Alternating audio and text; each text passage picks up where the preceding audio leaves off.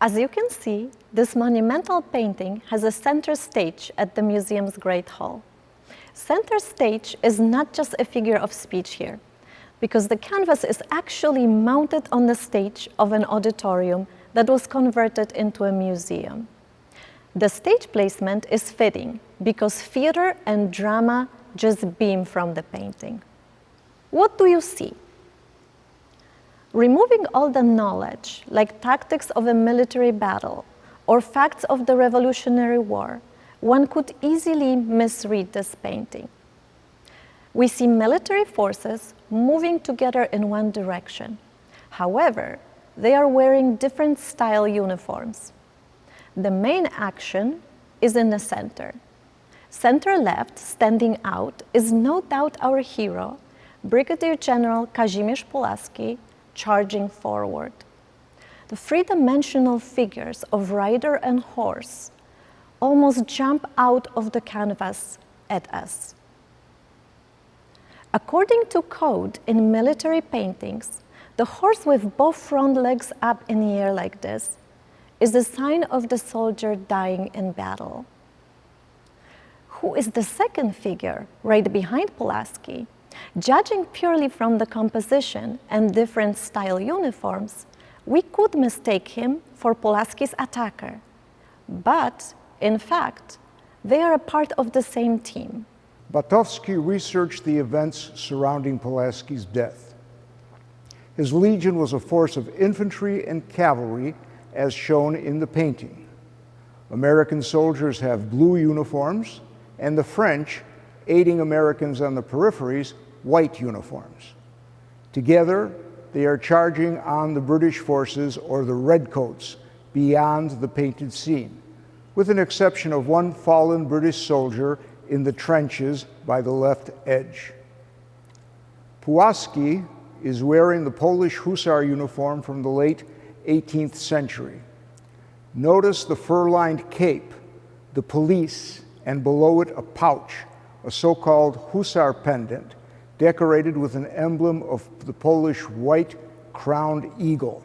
This element is very symbolically exactly in the center of the painting. The general's facial expression is that of strain and distress. He was just hit by grape shot, as we know from historical sources, somewhere below the waist. The wound is not visible in the painting.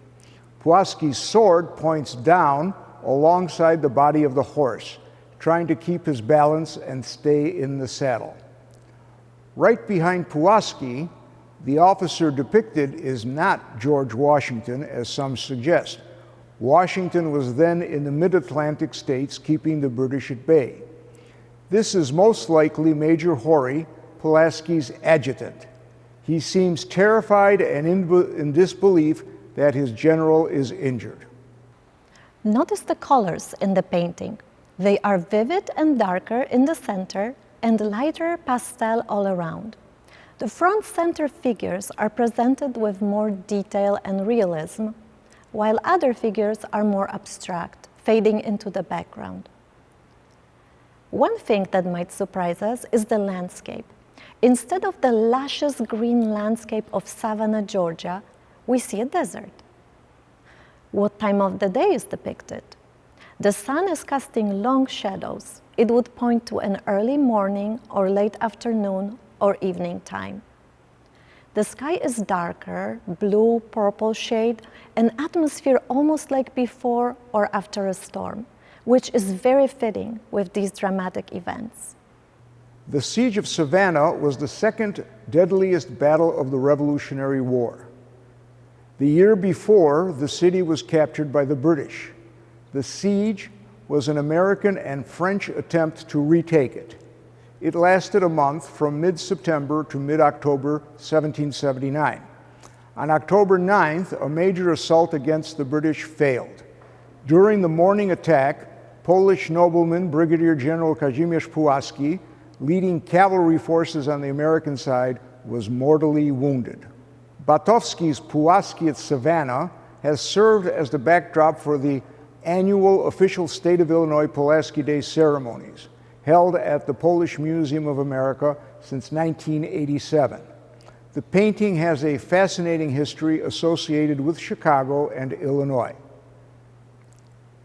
It was commissioned in 1932 for the Chicago Century of Progress exhibition, also known as the 1933-34 Chicago World's Fair. It was supposed to mark Polish-American community's participation in the fair. Artist Stanisław Kaczor Batowski was chosen to execute the commission. By the way, Kaczor was his nickname.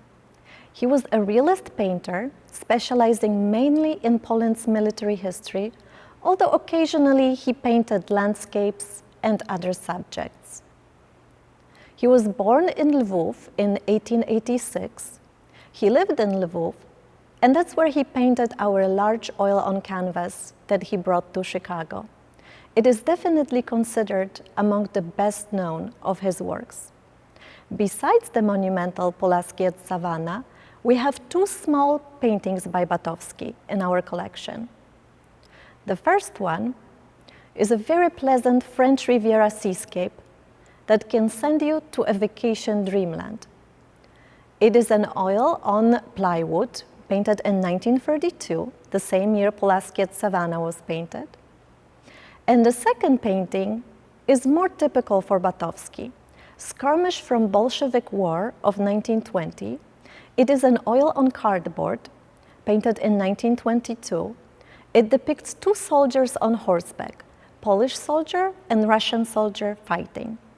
Not just one, but two of Batowski's monumental paintings were presented at the Chicago Century of Progress, Pułaski at Savannah, and also an incident from the Polish-Bolshevik War of 1920, the Battle of Zadwórze, also called the Polish Thermopylae. This painting is now in the collection of the Polish Army Museum in Warsaw.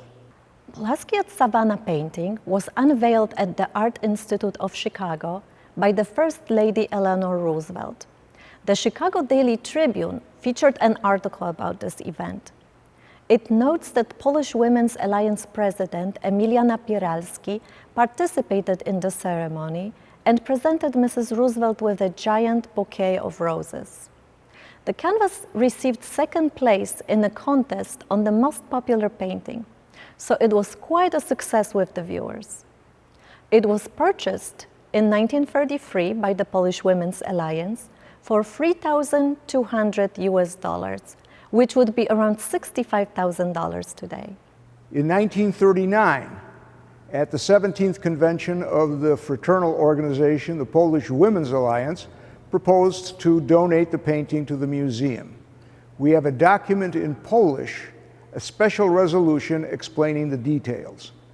The canvas was simply too large. It measures 11 by 14 feet and did not fit into the Polish Women's Alliance building on Ashland Avenue. By the next convention, the organization made this donation official, and Pułaski at Savannah became one of the most recognizable and cherished artifacts in our collection.